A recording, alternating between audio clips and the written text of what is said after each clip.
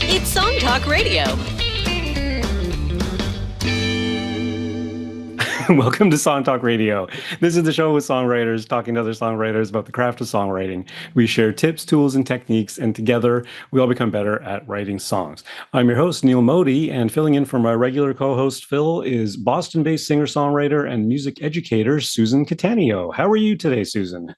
I am great. Very excited to be here again. Thank you so much for having me. Oh, it's our absolute pleasure. It's always great having you on the show. And to our listeners, please send your comments and questions to @SongTalkRadio on Twitter, Facebook, or Instagram, or feedback@songtalk.ca, and we'll share your thoughts on the show. And please visit us, songtalk.ca, to see the show post for this episode, to find links to things we mention, and to download lyric and chord sheets to follow along with the songs that we feature. Just another update for our songwriting challenge.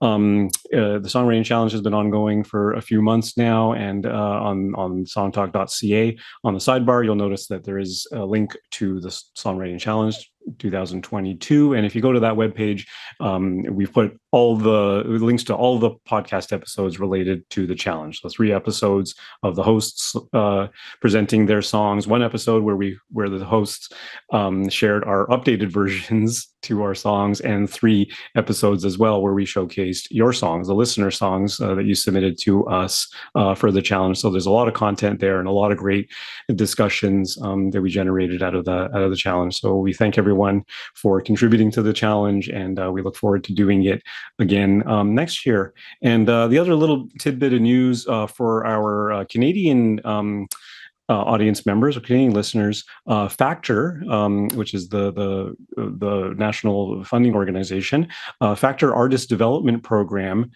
is underway right now, and the program offers a $2,000 subsidy towards a year of artist development activities, including sound recording, touring, showcasing, video content production, and marketing. The program is intended to provide development support to emerging artists who have commercially released music no more than 3 years prior to the application deadline are eligible to apply.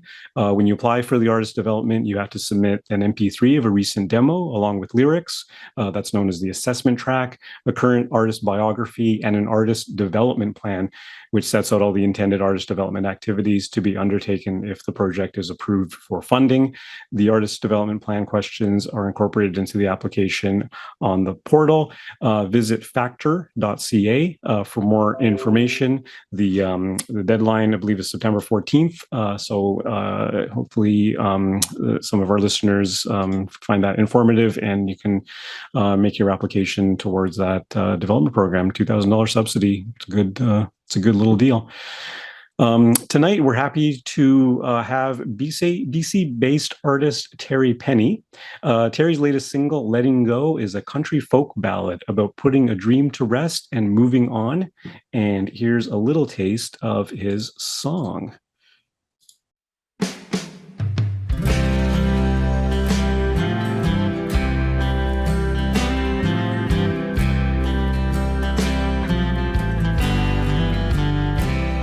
I'm a lost, lonesome drifter, beat down and embittered. The thought I'm a quitter is like venom, so vile.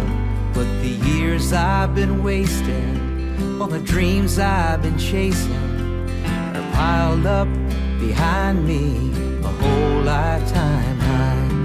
And oh, letting go of the things that we love hurt us so. Sometimes what we nurture refuses to grow. Oh, letting go.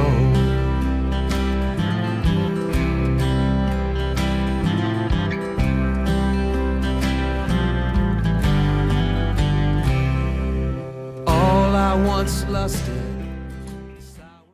With over 3 decades in the music industry, Newfoundland turned BC-based artist Terry Penney is well known for his incredible storytelling and has often been compared to some of the best writers of all time, including Steve Earle and John Prine.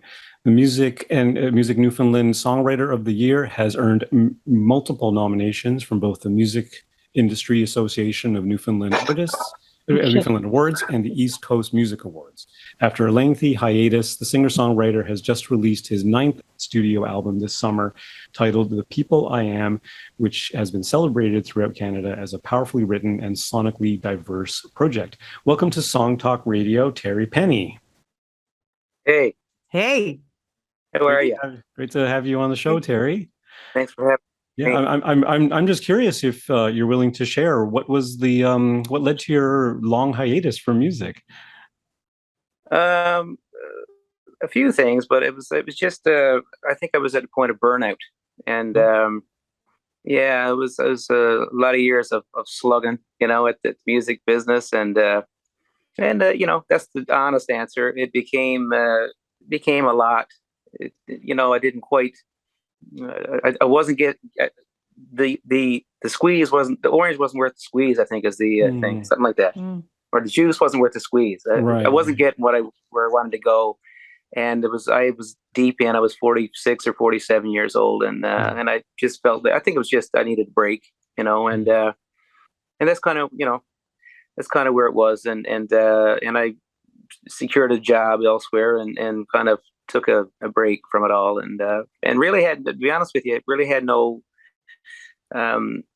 intentions of making another record, and circumstances kind of the stars aligned, and my arm got twisted a little bit, and I got inspired, and here we are. Was it a hiatus from music business, or was it a hiatus from music? If you know what I mean, like we're still writing for yourself.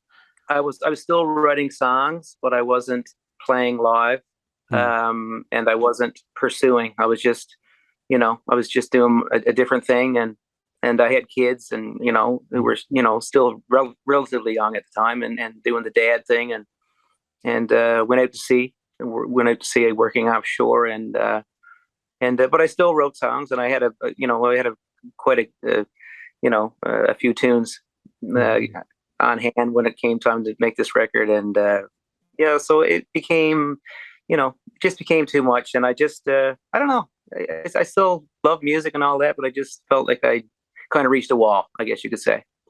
Yeah. Was there something about, I find it so interesting because I think a lot of artists took the pandemic as an opportunity to kind of realize what they really love, and pursuing it kind of, I think the pandemic took all the issues and made them heightened and maybe right in front of you. And I just wondered, was the pandemic, did that have anything to do with your decision to record an album and come back?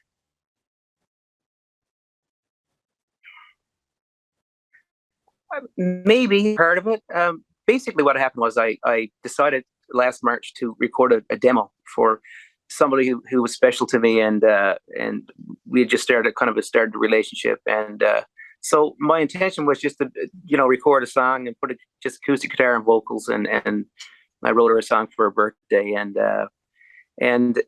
when I got to the studio that I worked at before, the guy was saying, I'd gone through a whole bunch of personal changes as well, and he knew I was down and out, and I think he just kind of dangled the branch. So, what do you make of it? You got the songs. He knew I had songs. He had heard me play the songs, years before, some of them, because some of them go back quite a ways.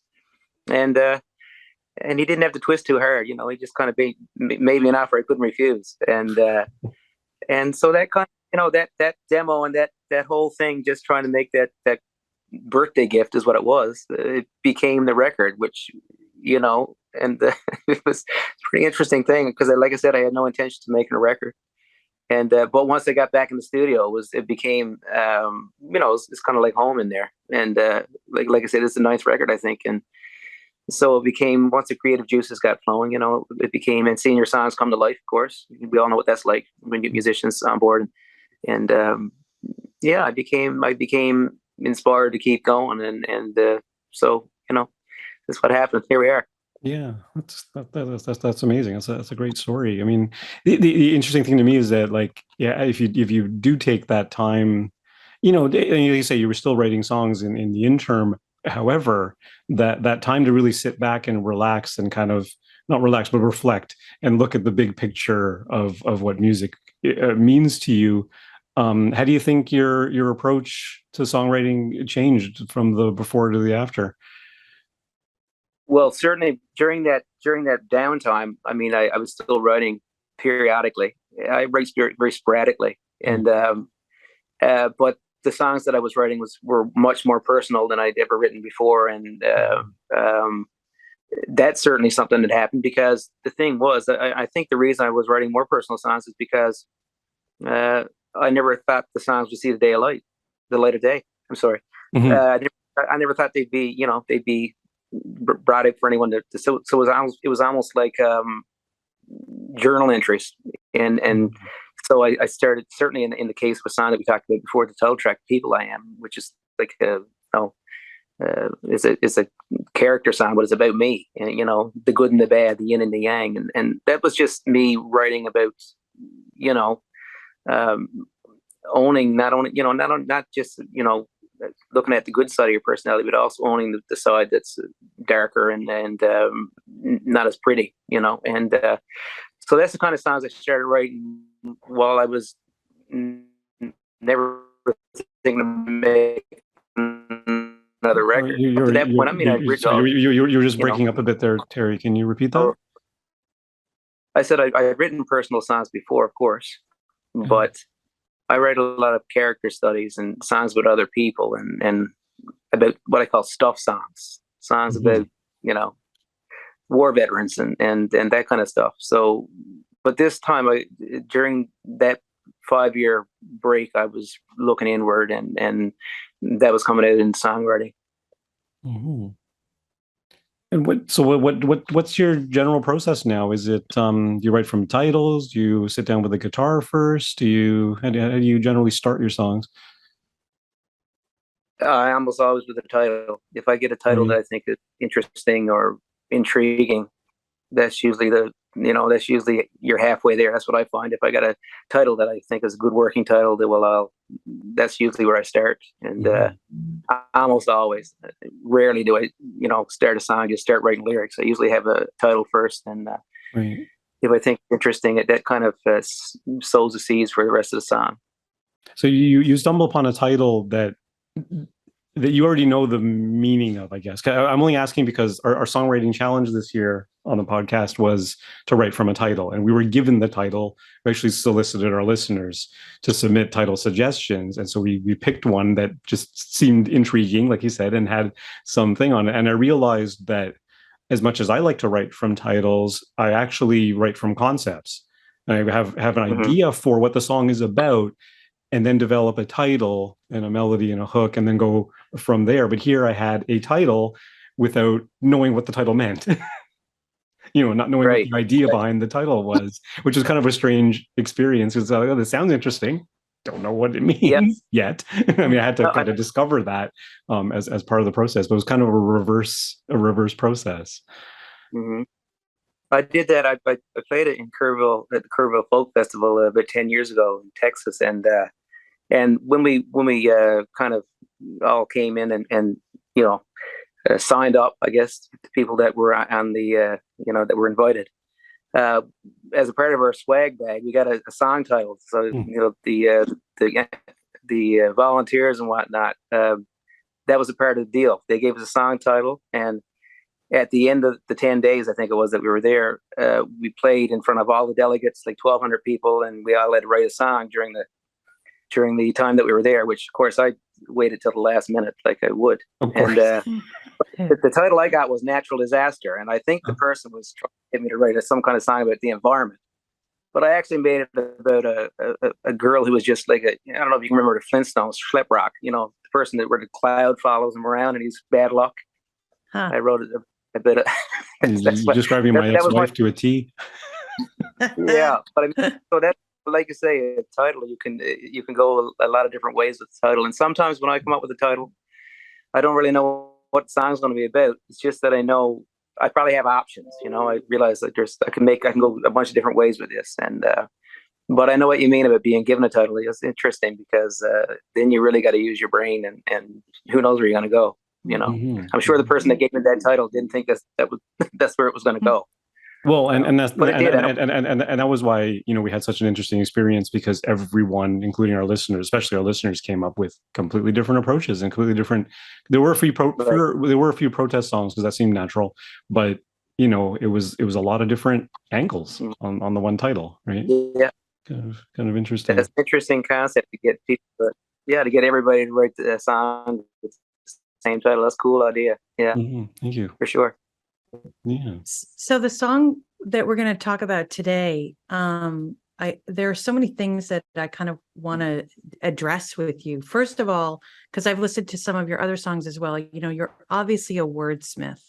So tell me about how you construct the lyrics. Do you use a rhyming dictionary or anything like that? Because a lot of your rhymes are really, really interesting to me. So tell me how that comes about for you.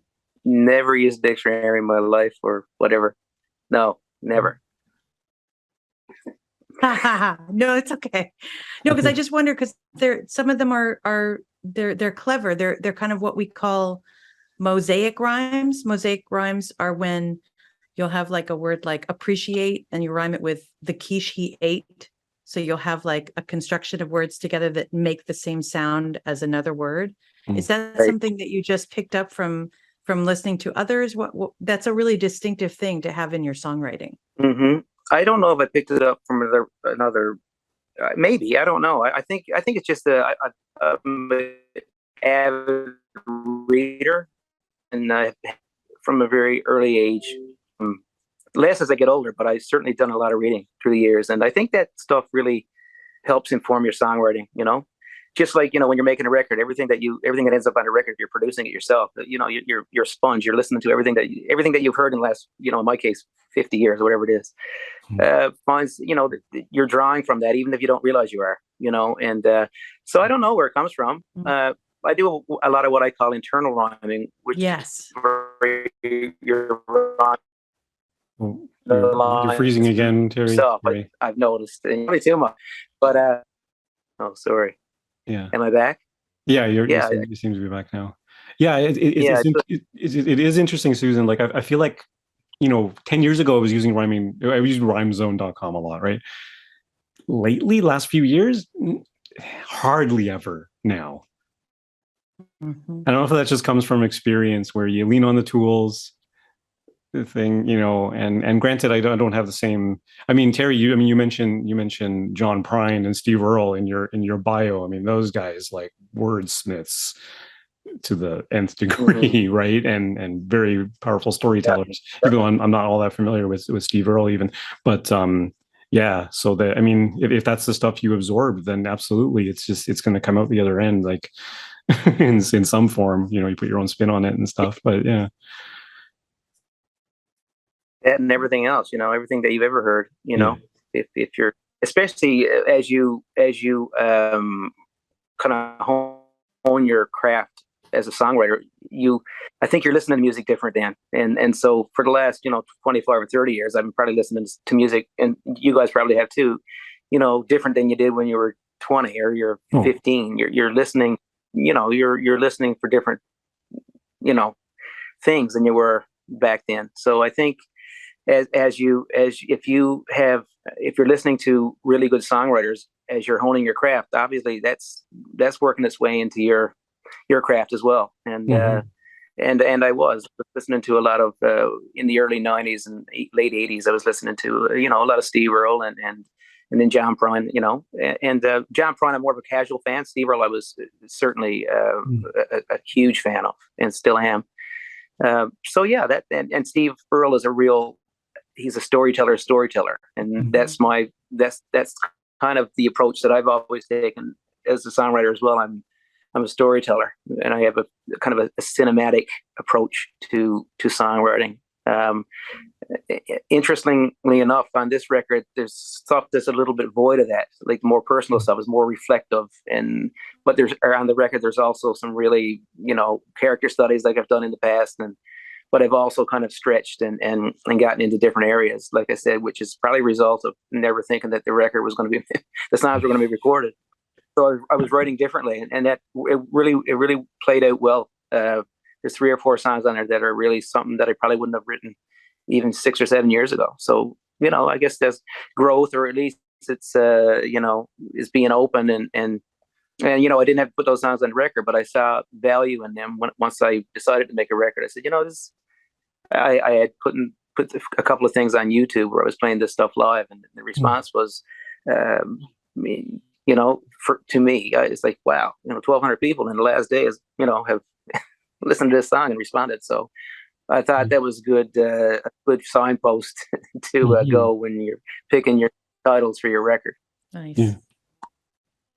Well, the other thing I wanted to mention is that, so I like to really look, first of all, I think that, by having the chord structure in your song relatively simple, it allows the lyric to really rise to the top, because we're really listening to what you're saying lyrically, which I think is a wonderful kind of technique.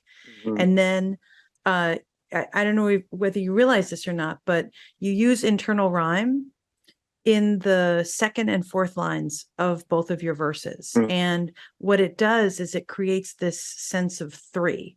And so we're in an odd place as opposed to an even place. Mm-hmm. And, so like the first verse, I love this. It goes, I'm a lost, lonesome drifter, beat down and embittered. The thought I'm a quitter is like venom so vile, So we have this three rhyme, this kind of triumphant thing that happens that you do in every single verse. It does a really nice job of kind of setting up, when we hear an odd meter or an odd combination, we're a little bit thrown off by it. It's not balanced. And I thought that was really beautiful. And then, the fact that you have these long lines, and then we get to this really sparse chorus, mm-hmm. where your title line is, oh, letting go. Oh, we have a terminology called prosody, and prosody is when the structure of the song matches what you're trying to say lyrically. And I think there's this beautiful thing where it's like, oh, letting go. Letting go is hard, right? Letting go takes... Yep. It's not like, oh, letting go. You know what I mean? By having that long O there, it does a beautiful job of kind of conveying how hard it is to let things go that hurt you, because you nurtured them, which I thought that was really beautiful. But it's also a sense, the O also gives you a sense of catharsis, like, to let go of something that's close to you, and to really let it go. It's like a burden's been lifted off of you. It's like, is that sense of relief almost, right? Or a weight. But that's an interesting point about the rhyme scheme. Is that something, Terry, that is really you're conscious of? Because here's what Susan was getting about the rhyming dictionary, because it's so structured like that you write your first verse and then you notice, oh yeah, rhyme, not rhyme. And then you don't resolve that rhyme until the last line of the verse. Okay, this guy got this interesting rhyme structure going. I want to do the same thing in verse 2. And that's where I would probably end up at rhymezone.com. Be like, what can I slot in there and still have it mean something that's going to get me, to that same structure? Right. Is that the kind of process you go through, or? Well, obviously, when if you're rhyming like we're just saying, in that song, you got a triad there, and you gotta be careful. You're kind of tied it. You're boxed into it. Then you got to keep going with it in each verse. Then you got to make sure that you're going to be able to pull it up. I think for me now at this point, that whole internal rhyming comes very naturally. And when I'm coming up with lyrics, if I'm just sitting here and I'm not even thinking of the song, where this, almost always there's the second or third, just like we were just talking about, almost to the point where I need to be careful I don't just overdo it, but that comes very naturally now. And it is tricky, because you got to be able to still tell the story within the confines of having, exactly, doing this triple rhyme. And but it's not something that I really think about a lot. I'm aware that as I'm going through the verse, well, I did this here, so this, to make sense, I got to do it here as well, and I'm aware of that. But I'm not really thinking too much about, I don't want to get locked in here. I just go with it, and and it's fine.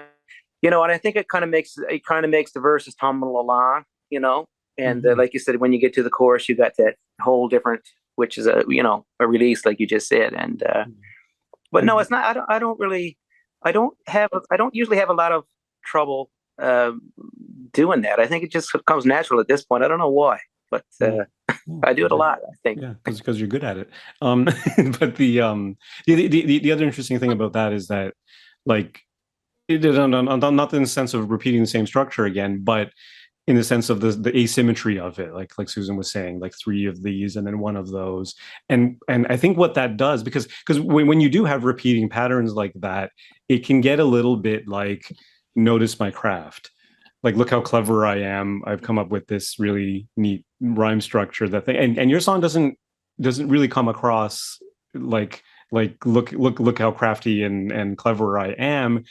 It to me it just comes across as a heartfelt song, and that's kind of it. And the rhymes kind of, to me, I think they fall a little bit under the radar.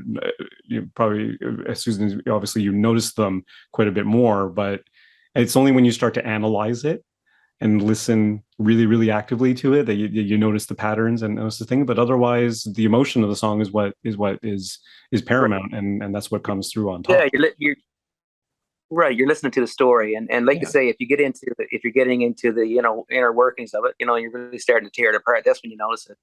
I think and I think you're right. I think if it was clumsy, if it was really clumsy, I think it would be very obvious. But I think if you're captivated by the emotion of the song, and the song is just, like I said, just kind of tumbling along, and you don't really. You're just listening to a song. You're not tearing it up. You're not. And if it makes sense to you, and it seems like it's all good and fine, well, it's all good and fine. Well, and I think a lesser lyricist either would have not been able to sustain it. They would have totally abandoned it. Like second verse, it would have been like, oh, that first verse was too clever, I can't do it again. Right. And I've been there. I think right? Or a lesser lyricist, I think would have made it so that it would have felt very ham-handed. Right. You know what I mean? It would have been, we would have been aware of the rhyme. Would have been like, oh, it's right, huh? And then we're gonna, huh? And then here's another one here. Yeah. And I didn't. That wasn't my experience of the song at all. Like I was kind of like, I thought it was really beautiful. I loved in the second verse. I loved this. All I once lusted has soured or rusted. Souring and rusting are not two things that you normally put together, right? It's sour or sweet, or it's rusted or, I guess metallic. And I think that combination was just beautiful. And the compass I trusted, rusted, lusted, awesome, has give out and gone. And now I'm out on the dark road, humbled and heartbroke. Dark road, heartbroke. It's this beautiful, natural, it feels really great. But knowing in my soul, it's time to move on. So lovely and subtle and interesting. I found. So. And poetic too. Like. Thank you very much. I appreciate that. Okay. Speaking of which, let's take a listen through the whole track, and we'll talk a little bit more about it after the fact. And again, for our listeners, please be sure to visit the show post on songtalk.ca. We will link to the lyric sheet on there so you can follow along. And let's take a listen. This is "Letting Go" by Terry Penney.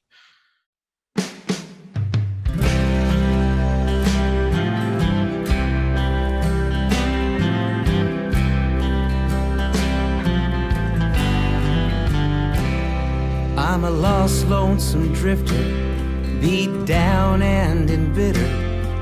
The thought I'm a quitter is like venom, so vile.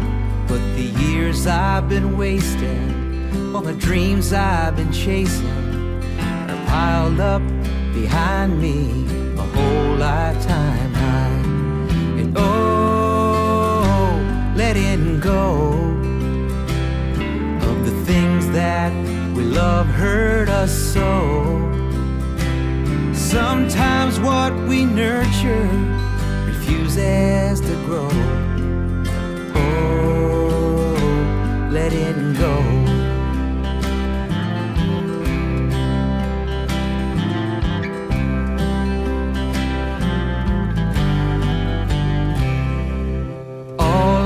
once lusted, soured or rusted. The compass I trusted is give out and gone. Now I'm out on the dark road, humbled and heartbroken, but knowing in my soul it's time to move on. And oh, letting go of the things that we love hurt us so. Sometimes what we nurture refuses to grow. Oh, letting go. Oh, letting go. And the one who stood by me's no longer beside me. Got tired of us climbing a mountain so steep, and all of the struggle, the toil and the trouble crept in and uncoupled us and cut me down deep. And oh, letting go of the things that we love hurt us so. Sometimes what we nurture refuses to grow. Oh, letting go. Yes, sometimes what we nurture refuses to grow.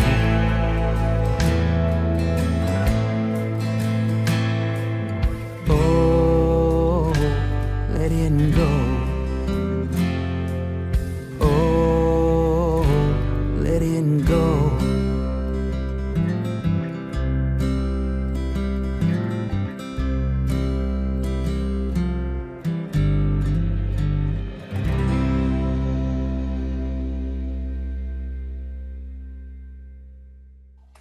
Yay! Yeah, absolutely Happened for you. gorgeous. Yeah, just a beautiful, beautiful song. Yeah, I do want to shift gears a little bit and talk about the musical approach here because, like Susan mentioned before, like it's a very musically, it's very simple. You know, the chords. I don't know, it's quite a 1-4-5, but for the most part, it's a 1-4-5. I think the bridge goes to a slightly different chord progression, still within key or something. But it's you know, it's something that I've been cognizant of myself lately is the balance between complexity and simplicity, right? Because if you have musically complex stuff going on and lyrically complex and deep, crazy storytelling and all the rest of it, it can get a little too much. And similar to the other end, if you got, you know, dead simple lyric and dead simple music, then it sounds too easy, right? So you want to kind of decide what you want to have rich and complex and what you want to have simple. I don't know if Dave Terry, if that's a thing that you're conscious of, or are your songs usually musically simple? Well, you know, certainly in this case, it was three chords and the truth, you know, basically. You know, that was kind of the approach. And yeah, this was meant to be a very, I didn't want to get too, you know, complicated with the music because the lyrics, like, you know, Susan said, it's the story is there. You don't want to cover it up. So we kept it pretty simple and subtle, you know. But, you know, there are times when, you know, it's interesting with what you do with the music, to your lyrics. For me, it always comes together. When I get a lyric, the music just comes along with it. There's never like, I never write, it's not Bernie Taupin and Elton John. You know, I write the songs as the lines come. I'm hearing the music as well. That's how it is for me. Right.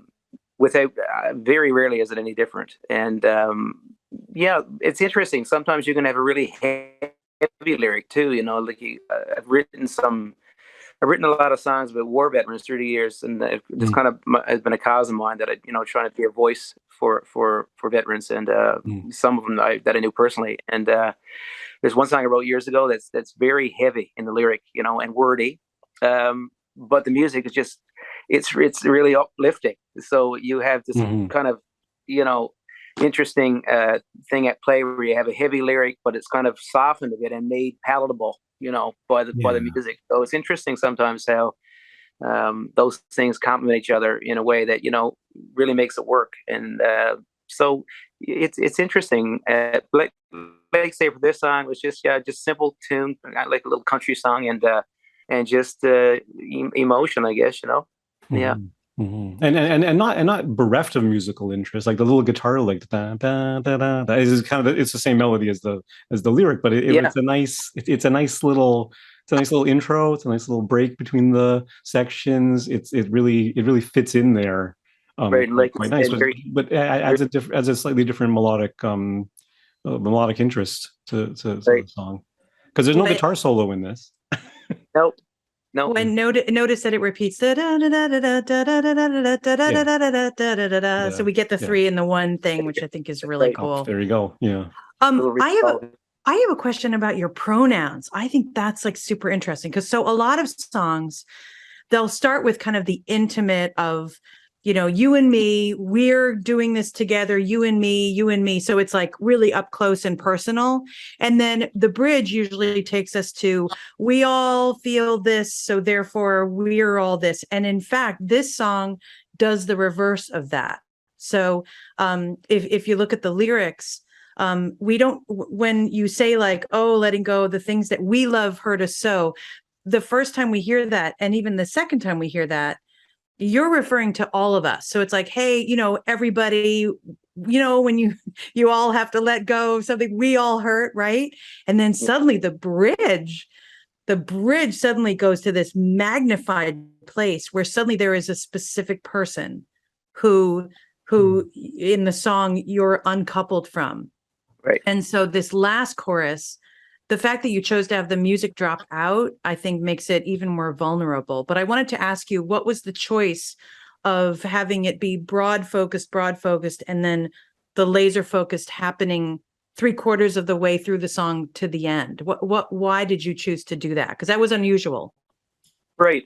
Again, sometimes I'm doing things that's just, I'm not even really aware that I think we all do that to a point, you know, because we've all listened to so much music, and things sometimes happen very naturally. And I think, you know, I think we're all, you know, it's a gift to all of us when that happens, and, you know, and we don't have to think about it too much.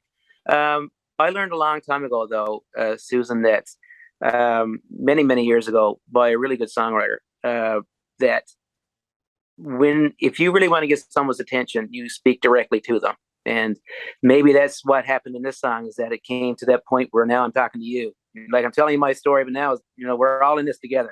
It's all, because basically the song is about giving up on a dream.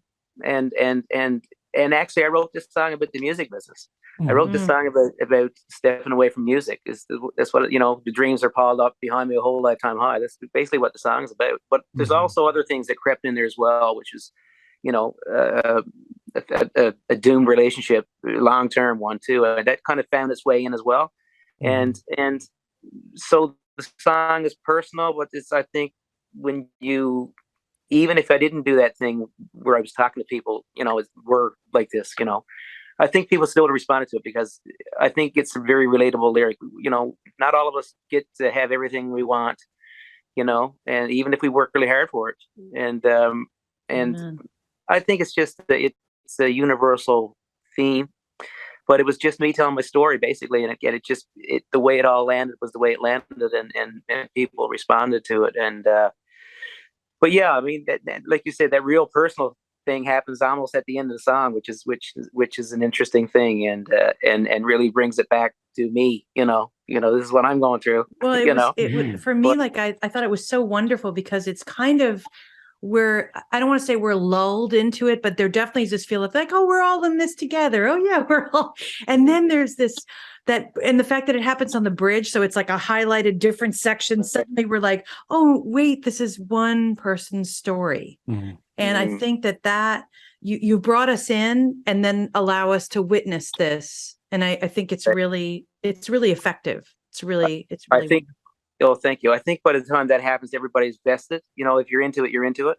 I think you've already made up. You're going to turn off the radio or keep it on. You know, at that point. So you get to, you know, it's an interesting thing that happens. Yeah, it gets really personal. That's the most personal, probably, you know, one of the most personal moments in the song, and it happens in the bridge, like you said, which is a musical.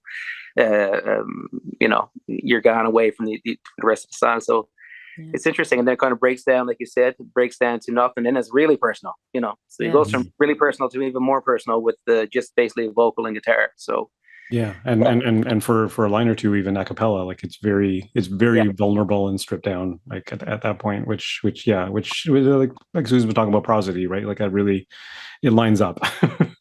and it becomes very, you're almost talking to yourself, but everybody's listening. Everybody's Definitely. listening. I love that. Yeah, I think that's totally, yes, I love that. You are talking to yourself, and therefore we're all talking to ourselves as well. Right. I think that's really Right. nice. Yeah. The only other thing I want to mention about this song is the like it was, like we're saying, musically very simple, but at the same time the flag post for the chorus and the nature of the chorus really sets it apart. You don't necessarily need a key change or anything like that, but the O, the elongated O, and letting go, dropping the title in there, and also just the nature of it. It's a little, like Susan was saying, it's a little more universal. It's a little, it's actually spelling it out clearly what the song is about, whereas the verses are more imagery driven and conversational, and the whole thing's conversational, but imagery driven and kind of personal in that regard. And of course, I in the verses and we in the chorus. So like I said, the chorus kind of expands the scope, and it's just like there's always such a multitude of ways to separate the chorus from the verse, and I feel like a lot of beginning songwriters struggle with that separation. But here, it's just it's enormously clear. Like it's perfectly clear where the choruses are, where the bridge happens. And very, and like you say too, in order for the story to shine through, you went with a pretty conventional structure too: verse, chorus, bridge, chorus out. Like it's very straightforward and simple, and we know what to expect. So then you bring the listener into the story more, because they're not being distracted by, oh, that was a weird place to put a second post chorus or like a twisted structural thing. So yeah, it's a short song. It's like 3.5 minutes, but it's intensely focused in all those ways. Right. With the way that it's simple, with the way that it is rich lyrically, and the story and the emotion of it is very focused. Even the bridge goes to a place, but obviously it's still very highly connected and related. So yeah, beautifully crafted overall. But I do find that the whole thing to me is very intimate. As much as the bridge gets even more intimate, the whole thing from top to bottom is very intimate and confessional, and all the rest of it. Like it's really it's strong. Basically pouring your heart out on the page. It's kind of what it is. Yeah. But I like the way that I mean, we talk about this often, about specificity in lyric, right? Like Lonesome Drifter, Venom So Vile, like they're kind of, the Dark Road, and like they're kind of, I wouldn't even say they're vague. They are very specific, because they really paint a very vivid picture, but at the same time they're universal enough that anyone can read their own story into it. Like you're not telling it on face value. You are using these images to sort of convey the emotion of it, and then the listener can be like, like I know because of your hiatus from music, I kind of figured that this was about leaving the music industry, but not having not known that, just hearing this on the radio, I would totally read my own past, my own story into this completely. Like it's great that way. Well, I think when we talk about songs, I'm always loath to talk about what they're about, because I remember, I'll tell you a little story here. I remember when I was I don't know how old I was. It was 83, so I was 15 or 16, whatever I was when Born in the USA came out by Springsteen. And the song was what is the last song on that record? Hey little girl, is your daddy home? Oh, great tune. But I mean, I thought it was I'm on fire. I'm on fire. Yeah. I always pictured the guy was singing it to his daughter. that's how I had the lyric at that point in my life. I hadn't listened to it like too deeply, but I thought this guy's talking to his daughter, And the video came out, and Springsteen's under the car. He's talking to a woman, a rich woman who who left him or whatever. And now he's so it totally. I never heard the song the same after, and I hate talking about exactly what songs are about. But for our purposes here today, of course, yes. But you know what I mean? Sometimes you've got to let people's mind. A song can mean 1,000 things to 1,000 different people, and especially like you said, if the lyric is not too specific.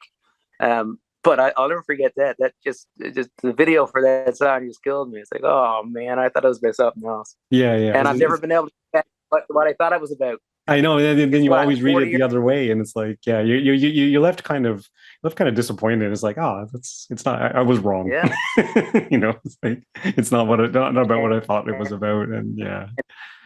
Not only this was about, but the video gave you all these images, so it completely shattered my vision of what the song was about. But it's still a great song. Yeah, no, absolutely.